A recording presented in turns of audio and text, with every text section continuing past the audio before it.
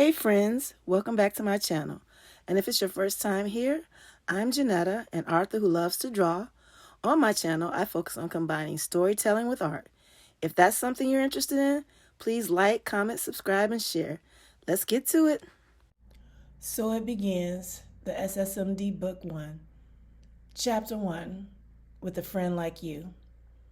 Eva. Today I woke up to a new life. Excitement and nerves kept me up all night, but I still managed to wake up refreshed. This was the first Monday in a very long time that I was glad to see. Excuse me, I haven't introduced myself. My name is Eva Walker, and today I begin a new journey of advising the single, shacking, married, and divorced. I don't possess one degree or certification that says I'm qualified to advise anyone. But when I created the SSMD Advisor site last year to give people a place to vent and advise one another about their relationships, I never knew it would lead me into a new career. I received so many posts and replies to my homemade free site that it shut the site down. Now with a new and approved website, I can handle the traffic and the people are venting their problems and advising their hearts out. 3 months in, I changed it to a paid subscriber site, and my numbers didn't even hiccup. I started making more money from the site than I was in my corporate career. I was too much of a chicken to quit right away. Finally, I came to my senses on one of my 30-mile drives into the office and decided to quit. Before I began working, let me tell you how I began advising the SSMD. Though my site practically ran itself, I wasn't satisfied. I realized that I wasn't involved enough on a personal level and wasn't getting a sense of fulfillment. I didn't even know if the people were getting the help they truly needed. I printed off some of the problems people were venting about and the posted responses and took them to my friend Sharon, who is a psychologist and a family therapist. Here's how that conversation went. These responses run the gambit.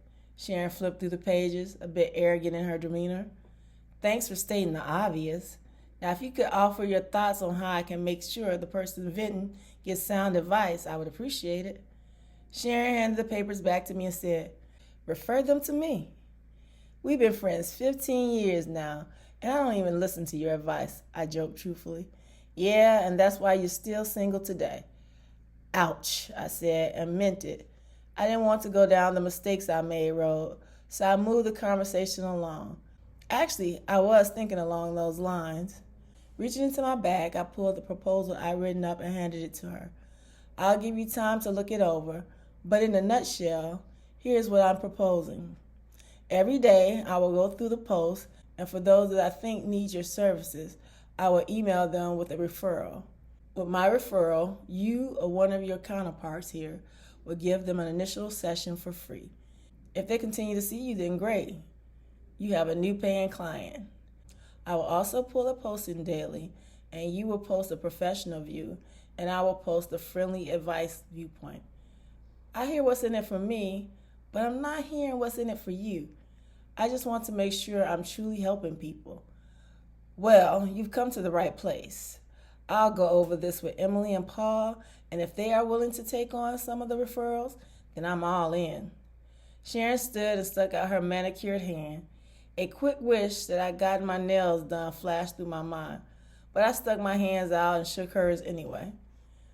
2 weeks later, Sharon and I began adding our 2 cents to one post a day, and something unexpected happened. The subscribers hated her advice and loved mine. Sharon hung in there and fought for her views for a month until finally she decided that it wasn't worth the effort. The subscribers couldn't get enough of me and asked that I post my advice for more than one post a day. Today will be the first time I respond to 3. I know it doesn't seem like much, but I'm taking it slow. I'm planning some other things down the line, but for now I'm taking nibbles. Before starting my day, no longer a slave to the clock, I took a long leisurely shower. After the shower, I threw on some comfort clothes and made my way to the office that I set up in my house. The phone rang as if synced to my arrival. Hello? I answered before taking a seat in my oversized desk chair. How's your first day of being a bum? Leah asked. Leah, Sharon, and I were a trio, and Leah was the one we had to keep close watch over. If there was trouble to be had, she was in it. She mellowed a bit over the years, but she still had the knack for getting into sticky situations. It's just started, so you'll have to check in with me later for an answer. I opened my laptop and turned it on. I'll do that. Leah paused and took a breath, which was always an indicator that I wouldn't like what was coming out of her mouth next. I was hoping I could be the first person you advised today. An alarm bell rang somewhere in the back of my mind, and at that moment I knew this wouldn't be a great first day. Sure, Leah, what's going on? I asked, bracing myself. Promise not to judge me, Eva? I didn't mean for any of this to happen. I ignored her request for my promise. She didn't really want it. She was only stalling. Okay, in a nutshell, I've fallen in love with a married man. We have been seeing each other for 6 months. So you want me to advise you on if you should continue to be involved with a married man? I was almost relieved. That question wasn't hard for me to answer. Actually, no. I want advice on how we should tell Sharon. Excuse me? My mind wouldn't absorb what she just said.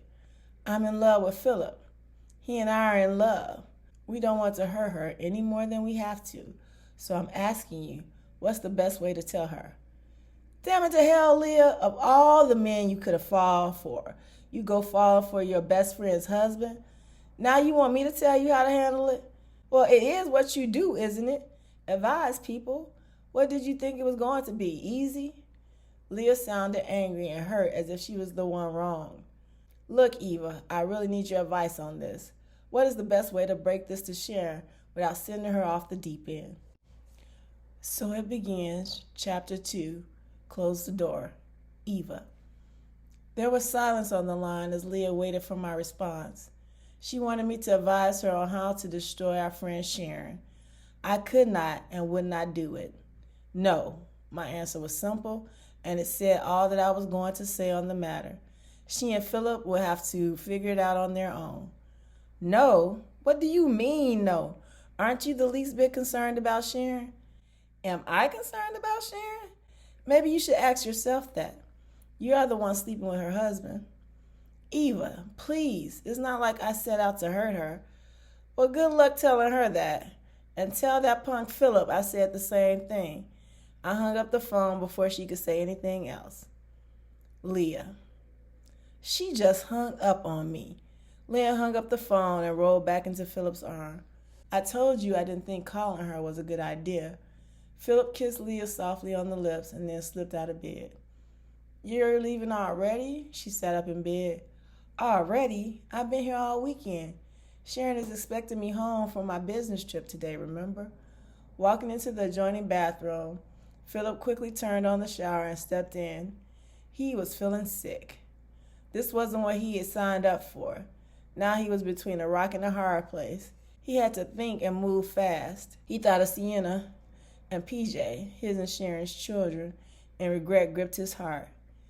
Damn. He showered quickly, knowing that Leah would join him if he lingered too long. He said and promised everything Leah needed him to make his exit. In the car, he took a deep breath before pulling off and saying, she'll just have to listen. Eva. I sat mulling over the situation Leah had just dragged me into and kept rethinking, what was the best way to handle it? Was saying no and hanging up the right thing? Should I tell Sharon? How would Sharon, who worked hard at being and having things as close to perfect as possible, handle this bomb? It was my first day as my own boss, and I couldn't concentrate enough to do anything. I decided I needed to get out of the house and take a walk to clear my head. I put on my walking shoes, grabbed my house keys, and headed for the door. The ringing doorbell startled me. I peeked out the door and swore under my breath. I swung the door open and asked, what the hell do you want? Philip stood on my doorstep. We need to talk. He stepped inside before I could object. I left the door open and turned to him. I didn't want to give him the impression that he would be staying. Shouldn't you be talking to your wife? Why would you even think to come over here? I can't lose Sharon, and I need you to be on my side when this all drops. Philip paced back and forth.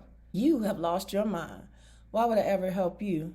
Even before this, I didn't like you, and we both know you have a history of hitting on Sharon's friends. I was drunk that night, Eva. I have apologized to you for hitting on you more times than I can count. Look, I didn't mean for this thing with Leah to get this far out of hand. I thought we would have a quick fling, then a dirty little secret. I admit that I have feelings for her, but I love Sharon. You have to tell me how to get Leah to see reason and to let this go. If we can get her to see this will never work, maybe Sharon doesn't have to know about this. Maybe I don't have to know about what. Neither Philip nor I noticed Sharon until it was too late. She stood at the door holding cupcakes that spelled out congrats and a cup holder with 2 cups of coffee. I'm thinking the answer will also explain to me what my husband, who's supposed to be on a plane flying home from Boston, is doing here with one of my best friends. Could my day possibly get any worse? Hope you enjoyed today's story. If you did, don't forget to like, comment, subscribe, and share.